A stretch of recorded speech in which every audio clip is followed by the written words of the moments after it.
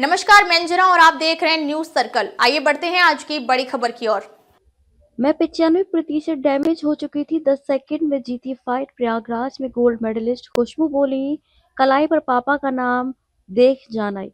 2 से 3 पंच मुझे और पड़ते तो गेम ओवर हो जाता। वो मुझे 95% डैमेज कर चुकी थी।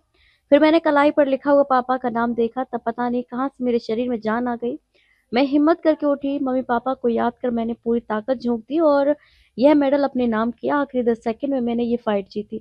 ये कहना है प्रयागराज की गोल्ड मेडलिस्ट बेटी खुशबू निषाद का। उन्होंने लेबनान में एशिया एमएमए चैंपियनशिप में गोल्ड मेडल जीतकर इतिहास रचा। उनके घर बधाई देने वालों का तांता लगा है। प्रदेश के बड़े नेता भी उनके घर पहुंच रहे हैं। सोशल मीडिया पर भी आम से लेकर खास तक उन्हें बधाई दे रहे हैं। खुशबू जीत के बाद 13 दिसंबर को प्रयागराज पहुंची तो शहर की बड़ी संख्या में लोग एयरपोर्ट पहुंचे। वहां उनका भव्य स्वागत कर उनके घर तक रोड शो निकाला गया। उनके घर भी लोगों की भीड़ लगी रही। खुशबू ने कहा, मैंने खुद को कभी लड़की नहीं समझा। मैं हमेशा से लड़की की तरह घर में रही। मुझे हमेशा से फाइटिंग का शौक था। मेरे पापा मम्मी हमेशा मुझे खुलकर सपोर्ट करते आए हैं, जिसकी वजह से मैंने आज इतिहास रचा है।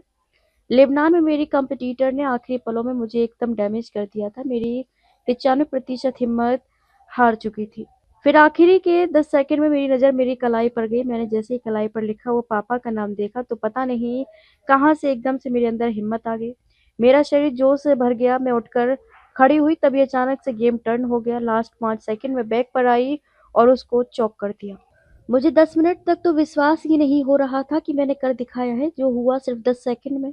इन्हीं 10 सेकंड में मैंने देश के लिए वो कर दिखाया जो मैं चाहती थी। खुशबू ने कहा, मुझे तो फील नहीं हो रहा था कि मैं जीत गई हूँ। मैं अपने कोच से पूछ रही थी कि क्या मैं सच में जीत गई, क्या सच में मैंने इतिहास रच दिया। मुझे विश्वास ही नहीं हो रहा था कि मैंने ये प्रतियोगिता जीत ली है। मुझे बचपन से फाइटिंग का शौक था। मैं बचपन में ही लड़कों की तरह बॉक्सिंग करती थी।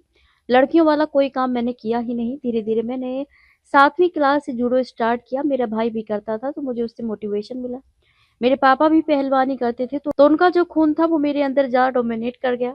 भाई ने तो मार्शल आर्ट करना छोड़ दिया, लेकिन मेरे अंदर था कि नहीं, फाइटर ही बनना है कैसे भी करके।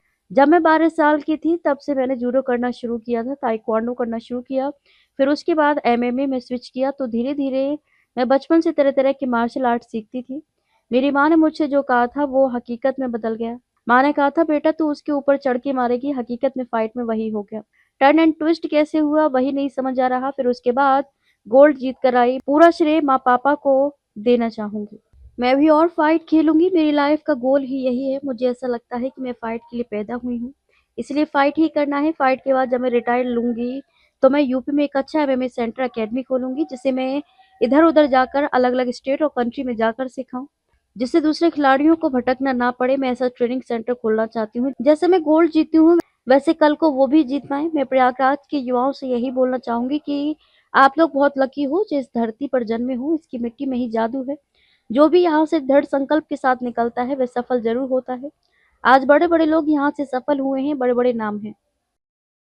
अब तक के लिए बस इतना ही। फिर मिलते हैं एक ऐसे ही बड़ी खबर के साथ। तब तक के लिए नमस्कार और देखते रहिए न्यूज सर्कल। अगर आपको वीडियो पसंद आई हो तो लाइक करें व शेयर करें। ऐसे लेटेस्ट अपडेट पाने के लिए बेल आइकन प्रेस करना ना भूलें। अगर आप हमें फेसबुक या फिर इंस्टा के माध्यम से देख रहे हैं तो हमारे पेज को फॉलो जरूर करें। धन्यवाद।